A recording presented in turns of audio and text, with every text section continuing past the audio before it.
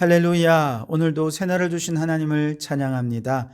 우리 하나님 말씀은 좌우의 날에선 검과 같다고 말씀하셨죠. 이 검은 수술하는 검입니다. 우리의 영혼 속에 들러붙어 있는 죄악의 암덩어리들을 도려내고 건강한 신앙을 갖기 위한 검인 거죠. 오늘도 이 말씀이 선포되고 들려질 때 말씀을 통해 영과 혼과 육을 수술하셔서 건강한 영혼으로 살아가는 이 하루가 되시기를 바랍니다. 자, 오늘 우리에게 주신 하나님 말씀은 창세기 25장 21절에서 마지막 34절까지의 말씀인데요. 그 중에 오늘 23절 한 절만 읽도록 하겠습니다. 하나님의 말씀을 경청하시기 바랍니다. 여호와께서 그에게 이르시되 두 국민이 내 태중에 있구나. 두 민족이 내 복중에서부터 나누이리라. 이 족속이 저 족속보다 강하겠고 큰 자가 어린 자를 섬기리라 하셨더라. 아멘. 오늘도 이 말씀을 통해 우리에게 주신 하나님의 음성을 듣게 되길 바랍니다. 자, 오늘 본문부터 성경의 이야기는 자연스럽게 이삭에게서 야곱으로 옮겨가게 됩니다. 그런데 야곱의 이야기는 처음부터 갈등으로 시작하고 있습니다. 22절을 보시면 그 아들들이 그의 태 속에서 서로 싸우는지라 그가 이르되 이럴 경우에는 내가 어찌할꼬 하고 가서 여호와께 묻자온대. 싸웠다는 거예요. 어머니 뱃속에서부터 야곱과 에서가 서로 싸웠습니다. 그런데 야곱은 뱃속에서만 싸운 게 아니에요. 자라면서 나중에 외삼촌 집에 가서는 라반과도 싸웠습니다. 그리고 야복강가에서는 하나님과도 갈등했습니다. 심지어 자녀들을 12를 낳았는데 그 10명의 자녀들이 요셉과 베냐민을 왕따시키면서 자녀들에게도 갈등이 있었습니다.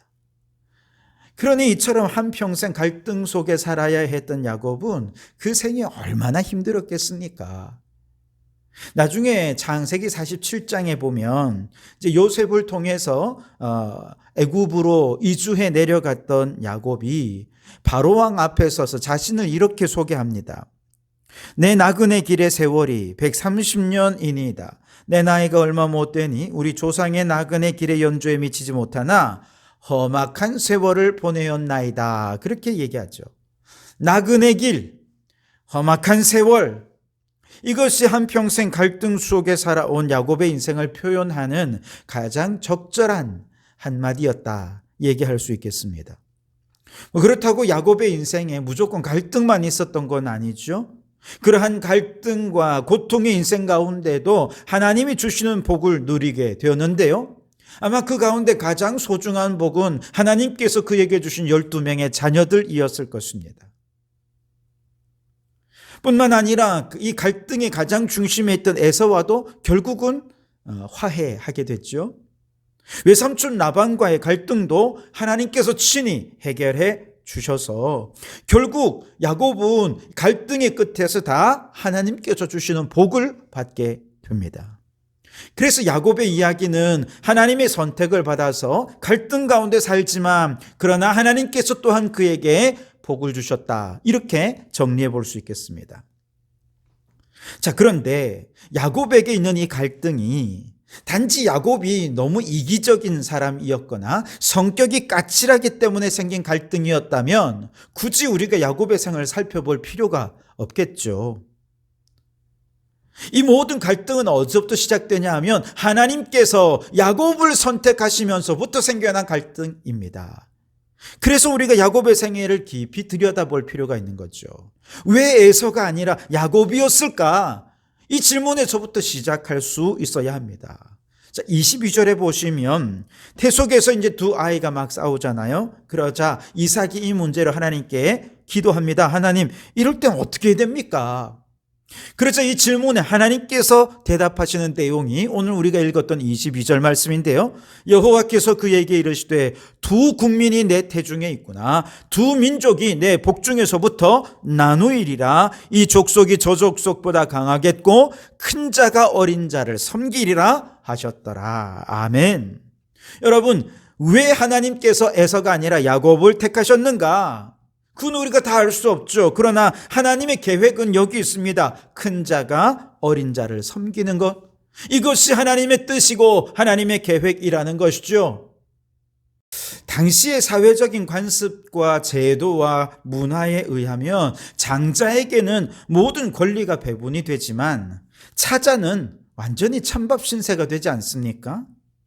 그런데 하나님께서는 굳이 사람들이 관습적으로 정한 우선순위의 틀을 깨뜨리시고 반대로 세상적으로 보면 우선권을 가지지 못한 야곱을 선택하시고 그에게 복을 주셨어요. 만약에 야곱이 세상의 관습과 문화와 풍습에 순응해서 조용히 따르는 삶을 살고자 했다면 굳이 그가 세상과 갈등할 이유가 없었겠죠. 그러나 하나님께서 그를 선택하셨습니다. 그를 부르셨습니다. 그리고 선택받은 자로서 세상의 관습과 제도로 굳어진 장자권에 대해 거부감을 갖게 되고 그것을 무너뜨리면서 하나님의 새로운 질서를 세워가려 하니 세상과 갈등하지 않을 수가 없었던 것이죠. 물론 장자권이 가지고 있는 장점, 긍정적인 면이 전혀 없었던 것은 아닙니다. 왜냐하면 당시 가족 간에 장자권이 없었다면 너무나도 많은 갈등으로 인해서 사회가 너무 혼란스러웠을 것이기 때문입니다. 그래서 이런 갈등들을 해소하기 위한, 최소화하기 위한 사회적이고 법적인 체계가 장자권이란 제도였습니다. 그러나 다른 한편으로 장자권은 장자에게만 모든 특권이 이어지면서 장자에게는 이익이 되지만 나머지 형제들에게는 불이익이 가게 되는 방식이었기 때문에 아주 불이하고 불합리한 제도였죠. 그런데 우리 하나님은 어떤 분이십니까? 약한 자를 들어 강한 자를 부끄럽게 하시는 하나님이십니다. 미련한 자를 들어 스스로 지혜롭다 하는 자들을 부끄럽게 하시는 분이 우리 하나님이십니다. 천하고 멸시받는 자들의 친구가 되어주셔서 특권을 가진 모든 이익을 독점하는 사람들의 세계를 무너뜨리는 분이 우리 하나님이십니다. 그런 면에서 야곱은 장자의 고난을 물려받을 이 에서에게 일종의 걸림돌과도 같은 존재였습니다. 그리고 바로 그 야곱을 택하시고 부르신 하나님은 소수의 기득권과 특권을 영위하기 위해 대다수의 사람들을 희생시키는 불의한 세상에 걸림돌과도 같은 분이셨습니다. 그리고 오늘 저와 여러분을 부르신 우리 하나님은 인간의 특권을 누리기 위해 온 세상 하나님이 지으신 만물을 짓밟고 파괴하고 무너뜨리는 인본주의적인 세상에 걸림돌이 되시는 분이 우리 하나님이십니다. 여러분, 하나님께서는 왜 에서가 아니라 야곱을 선택하셨을까요? 우리는 알 수 없죠. 하나님의 주권에 해당되는 문제이니까요. 그러나 분명한 것은 하나님의 선택으로 인해 야곱의 인생은 하나님의 거룩하신 뜻과 정반대로 굳어져 버린 세상의 문화와 관습과 제도와 그리고 그런 사람들과 갈등하며 살아야 했다는 사실입니다. 마찬가지로 하나님께서 왜 오늘 저와 여러분을 하나님의 백성으로 선택하셨는지 우리는 알 수 없어요. 다른 사람들보다 똑똑한 것도 아니고 집안이 좋은 것도 아니고 능력이 많은 것도 아닌데 오히려 어떤 조건을 찾으려 하면 할수록 하나님이 왜 나를 선택하셨는지 이해가 안 되죠. 그러나 한 가지 분명한 것 있습니다. 하나님이 저와 여러분을 하나님의 백성으로 택하신 그 순간부터 우리는 불의하고 죄 많은 이 세상과 갈등하는 존재가 되었다는 것입니다. 세상의 걸림돌로 살아갈 수밖에 없는 존재가 저와 여러분이라는 것이죠. 여러분은 하나님의 선택받은 하나님의 백성, 하나님의 자녀라는 사실을 믿으십니까? 그렇다면 이제 여러분은 세상과 갈등하는 존재가 되었다는 사실을 잊지 마시기 바랍니다. 세상이 하나님의 뜻을 싫어하고 하나님의 뜻에 반대되는 세상의 관습과 제도와 문화가 가득 차 있는 한 우리는 세상과 싸울 수밖에 없습니다. 우리는 세상의 걸림돌이 될 수밖에 없는 것이죠. 그러니 여러분, 하나님의 뜻대로 살기 위해 세상과 부딪히고 세상과 갈등을 겪을 때 하나님의 부름받고 선택된 하나님의 백성으로 내가 잘 살고 있구나, 그렇게 생각하시면서 비록 험악한 세월이지만 우리의 남은 생을 믿음으로 끝까지 걸어가는 성도들이 되시기를 주님의 이름으로 축원합니다. 27절 이하에서 이제 야곱이 에서를 위해 팥죽을 끓이고, 그래서 이 팥죽 한 그릇에 장자의 명분을 사게 되는 이 얘기가 나옵니다. 33절 34절 말씀해 보시면 야곱이 이르되 오늘 내게 맹세하라. 에서가 맹세하고 장자의 명분을 야곱에게 판지라. 야곱이 떡과 팥죽을 에서에게 주매 에서가 먹으며 마시고 일어나 갔으니 에서가 장자의 명분을 가볍게 여김이었더라. 아멘. 이 팥죽 사건에 대해서 신약 성경 두 군데에서 나름 해석을 하고 있는데요. 먼저 히브리서 11장 21절에 보면 야곱에 관한 기록을 이렇게 믿음으로 야곱은이라고 기록을 하면서 야곱은 하나님의 약속을 믿었던 믿음의 사람들 가운데 그 이름을 기록하고 있습니다. 반면에 히브리서 12장 16절에 보면 에서는 약속을 믿지 않는 자의 대표로 소개되고 있어요. 음행하는 자와 혹 한 그릇 음식을 위하여 장자의 명분을 판 에서와 같이 망령된 자가 없도록 살피라 그랬습니다. 지금 히브리서를 받아보는 성도들은 엄청난 핍박과 박해를 받고 있거든요. 그 중에서 믿음의 사람 야곱과 불신앙의 사람 에서를 서로 비교하면서 이 이야기를 들려주는 이유가 무엇일까요?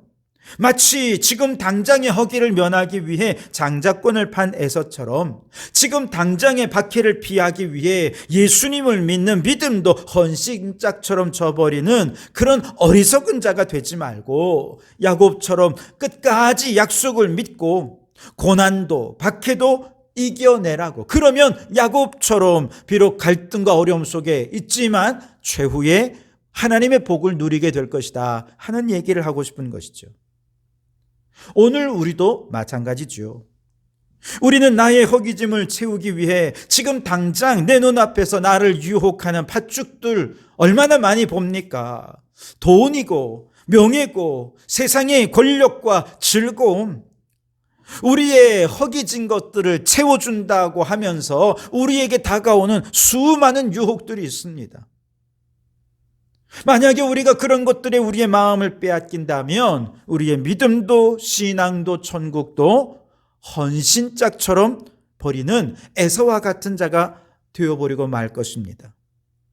그러나 하나님께서는 그러지 말라는 것이죠. 우리를 선택하시고 부르셨으니 이제 하나님 백성의 정체성을 가지고 눈앞에 수많은 팥죽을 거절하고 거부하면서 약속을 믿는 믿음으로 살아가면 하나님께서 반드시 갈등의 끝에서 복을 내려 주실 줄 믿습니다.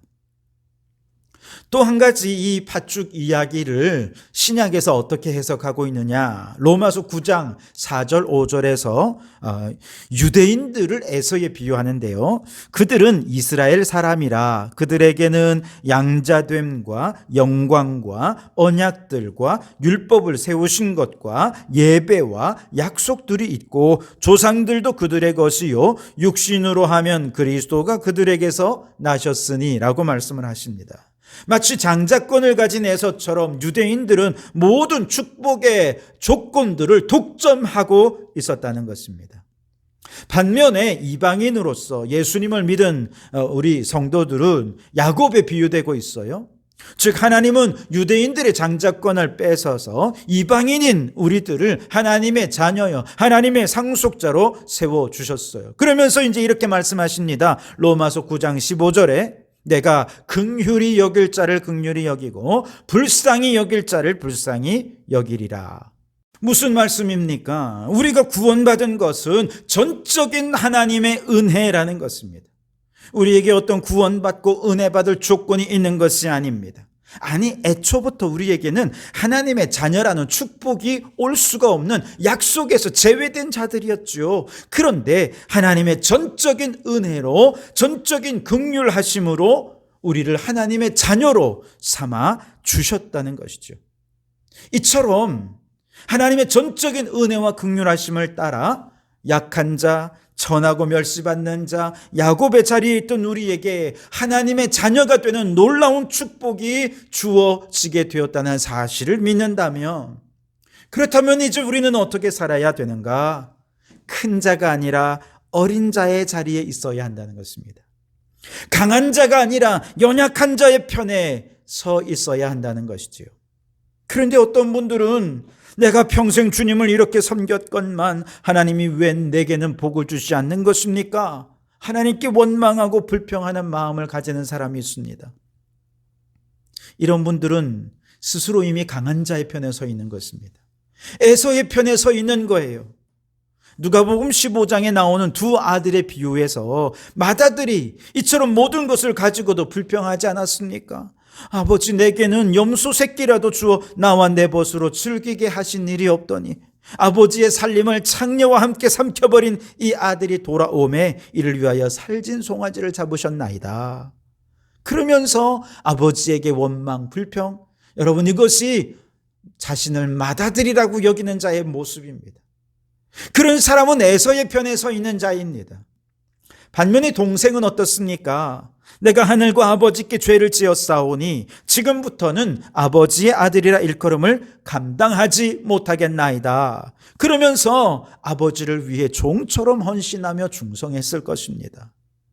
은혜 받은 자의 삶, 그것은 이처럼 겸손하고 낮고 연약한 자의 자리에서 주님을 위해 충성하는 것, 주님의 명령을 헌신하는 것, 이것이 하나님이 우리에게 요청하시는 바이지요.